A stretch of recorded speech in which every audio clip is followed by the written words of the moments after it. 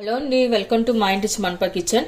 ఇవాళ మనం ఎంతో టేస్టీగా ఎమ్మిగా ఉండే మిల్ మేకర్ ఫ్రైడ్ రైస్ చేసుకుందాము. ఇక్కడ నేను ముందుగానే రైస్ ఉడికించి పెట్టుకున్నాను. ఇలా పొడి పొడిగా రైస్ ఉండాలన్నమాట. అలాగే బాయిల్ చేసి పెట్టుకున్న వేడి నీళ్ళలో వేసి పెట్టుకున్న నానేసి పెట్టుకున్న మిల్ మేకర్ ఇక్కడ నేను చిన్న సైజ్ చూసి తీసుకున్నానండి. మీ దగ్గర ఏది ఉన్నా సరే పర్వాలేదు.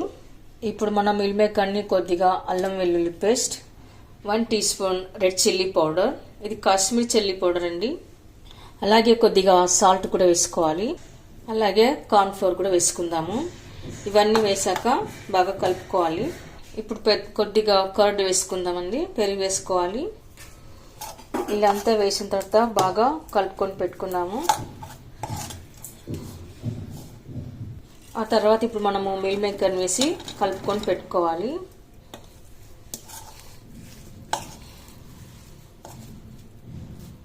ఇలా అంతా కలిపి పెట్టుకున్న తర్వాత మనం డీప్ ఫ్రై చేసుకుందాము. ఇప్పుడు మనం తగినంత ఆయిల్ వేసుకొని ఫ్రై లాగా చేసుకొని పెట్టుకుందాము.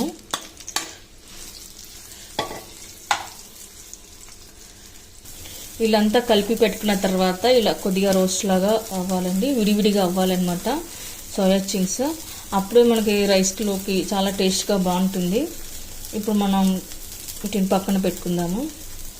ఓకే అండి, మనం ఇప్పుడు ఇంకో కడాయి పెట్టుకొని అందులో కొద్దిగా ఆయిల్ హీట్ అయిన తర్వాత 2 టేబుల్ స్పూన్ ఆయిల్ వేసిన తర్వాత హీట్ అయిన తర్వాత మనము సన్నగా కట్ చేసి పెట్టుకున్న వెల్లుల్లి వేసుకుందాము. ఆ తర్వాత ఆనియన్ కూడా వేసుకుందాము. ఆ తర్వాత మనం ఆనియన్ ఎర్రబడక ముందే కట్ చేసి పెట్టుకున్న క్యారెట్ కూడా వేసుకోవాలి.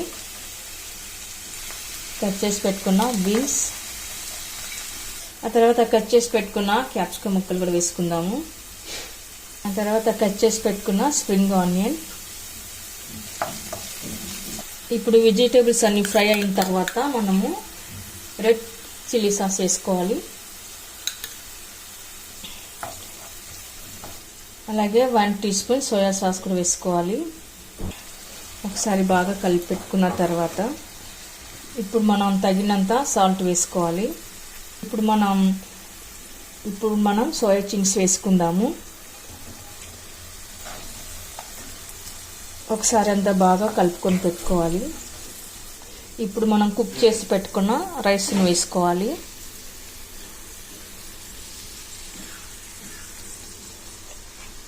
ఒకసారి బాగా కలుపుకొని పెట్టుకుందాము. అంతా కలిపి పెట్టుకున్న తర్వాత చివరన మనం పెప్పర్ పౌడర్ వేసుకుందాము.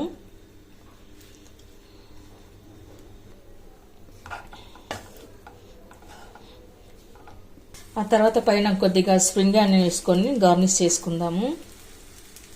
ఇప్పుడు మనం సర్వింగ్ ప్లేట్లోకి తీసుకుందాము. అండి, చూసారుగా ఎంత గుమగుమలాడే yummy and tasty soya chunks fried rice. చాలా సూపర్గా, చాలా టేస్ట్గా, చాలా బాగుంటుందండి.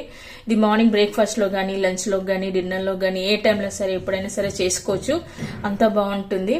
ఈ వీడియో కనుక మీకు నచ్చినట్లయితే మీరు కూడా ఒకసారి ట్రై చేయండి. మీకు ఎలా కుదిరిందో కామెంట్స్లో పెట్టండి, లైక్ చేయండి, షేర్ చేయండి. తప్పకుండా మన ఛానల్ని సబ్స్క్రైబ్ చేయండి. Thank you for watching.